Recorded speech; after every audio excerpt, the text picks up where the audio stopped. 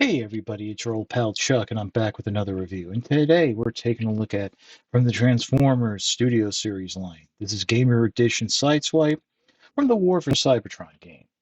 Um, Now, the funny thing about this figure, it has been showing up with Sunstreaker for about a month now in certain retail locations, but it wasn't until Tuesday that the figure went up for pre-order.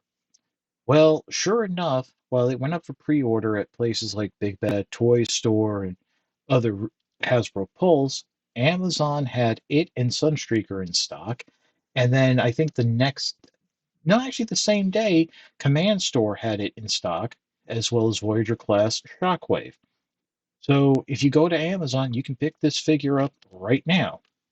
Now, this is a complete and total overhaul of the original War for Cybertron Sideswipe.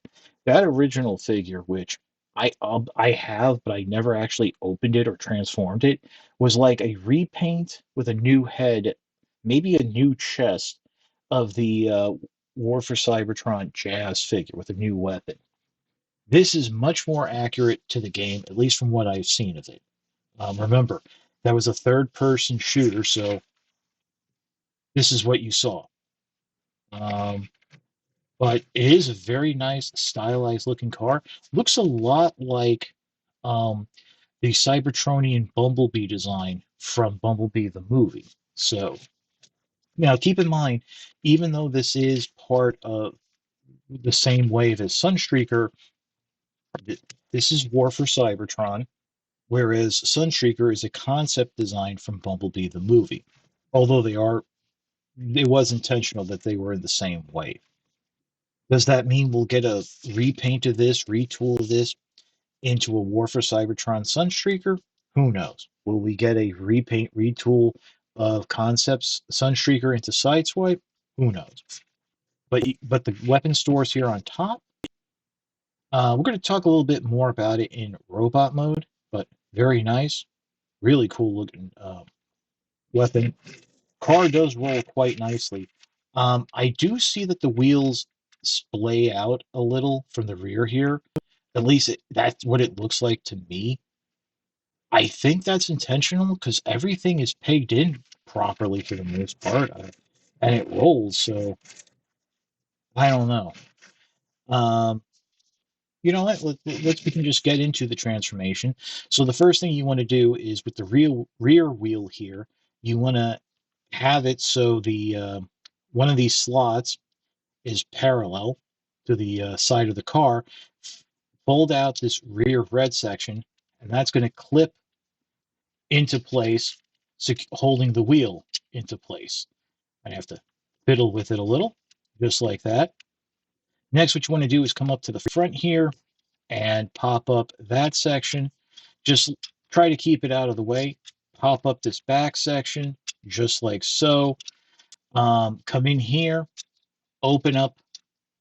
Actually, before you do that, so you don't just accidentally knock them down, come to the side here and pop open, untab these side panels. Don't worry that they pop off. They're on a ball joint. Uh, First time I did that, but eh, there you go. Just they do they do peg it very tightly. So just pop that open. Now come in here and flip open these panels. Just trying to get a nail in there, and flip them out. Come underneath. Uh, these panels here will tab into that back section, and then uh, this inside panel they peg together. So just fold all of this down. This will form the legs. Uh, First thing you want to do is rotate these inner panels down, just like so. And then what you can do is there's a tab here that will go into a slot here. They'll go into that tab. And then that tab will fit into that notch on that panel. So that'll close up nicely. And then also helps let you remind you which direction to fold those panels down. Next, fold back these sections. This will be the feet, spoiler. Unfortunately, my hips, by the way, a little loose, not too bad. And then what you want to do is rotate these panels up and around. That slot we were using in vehicle mode is now going to be used here to secure the panel in place. And on one of these, it actually doesn't like to sit. Yeah, right here. Oh, wait a minute. Did it just? No, doesn't sit as nicely as I would want. Rotate the waist around, and we're done. And of course, just from handling that, we've kind of loosened up some things up here already. Basically, the arms tab into the side here, and they do tab in at top there. So just bring these down, bring this section down and around. Um, this is the chest piece, so there's a tab right there, slot in the piece. Just bring that down for now. Now this I get a little iffy about because the instructions show that this folds back. And I don't know. I'm starting to, you know what? I'm starting to see some stressing that I don't know if it was there before. But basically, what you got to do is fold it back enough to get the head out, and then when going to vehicle mode, fold it back enough to get these panels to line up. Fold down these gray tabs, and they're going to actually peg into the side of the neck there. That's actually kind of cool. I'm a little worried about that pin section. So yeah, I think the instructions may be a little off there. Fold up this chest piece, and there are some slots here that will sit around the remaining parts of that gray uh, bar right there. So that will secure the chest. Come around the back here. This section is actually detached in the packaging. It just pegs right on. Make sure you push it down all the way. So you want to rotate it around. That's how it sits for robot mode. Bring up this back panel. We'll kind of soft detent friction into place, and then this will just sit back like that. And then finally, rotate the arms forward and flip the fists out. Now, a few things I want to go over about the robot mode. First of all, in some photos, there was some concern about the stability of the fist. And I just want to say that looks like a solid fist to me.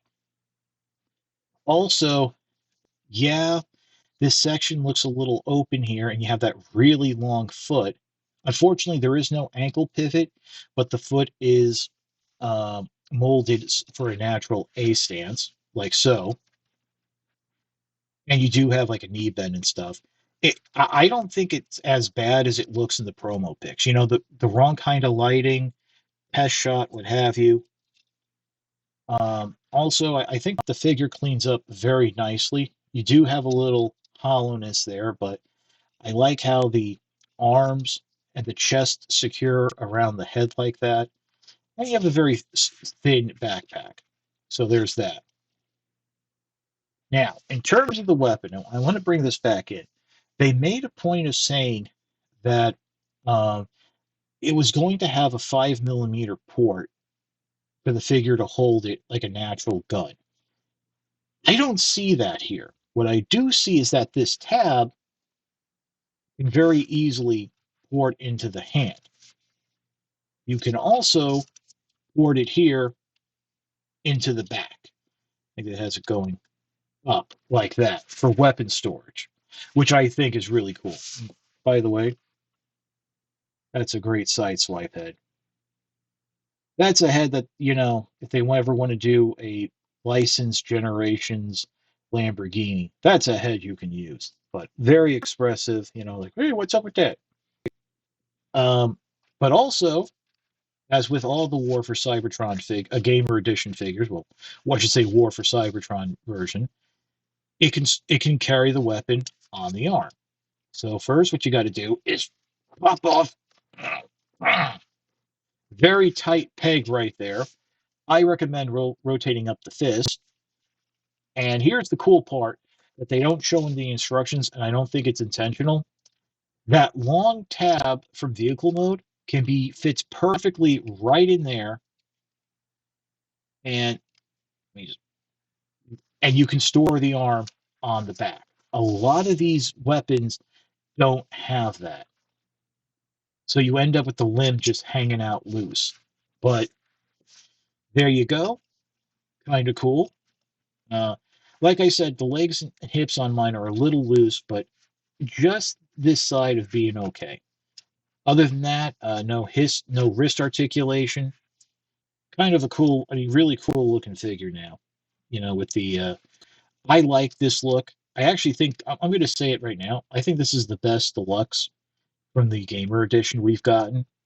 So, you know, boom, boom, boom. And of course, just for you guys, I get a lot. I always get complaints that I don't do the comparisons. Now, let me just say something real quick about these two figures. Sunstreaker feels like a Generations figure.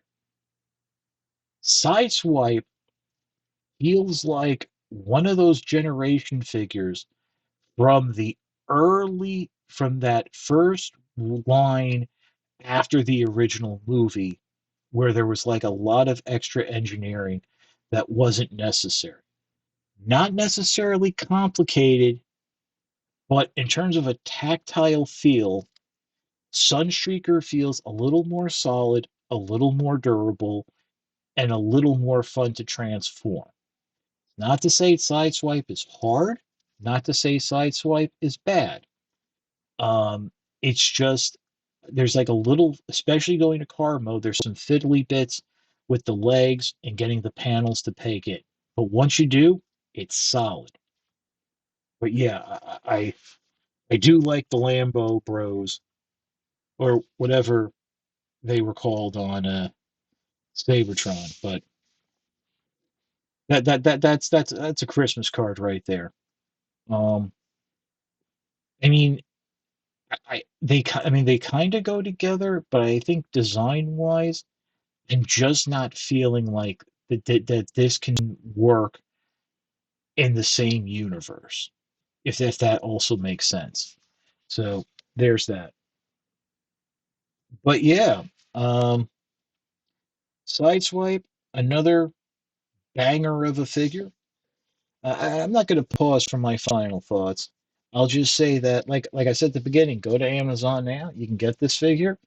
It's the best deluxe of the gamer editions they've done.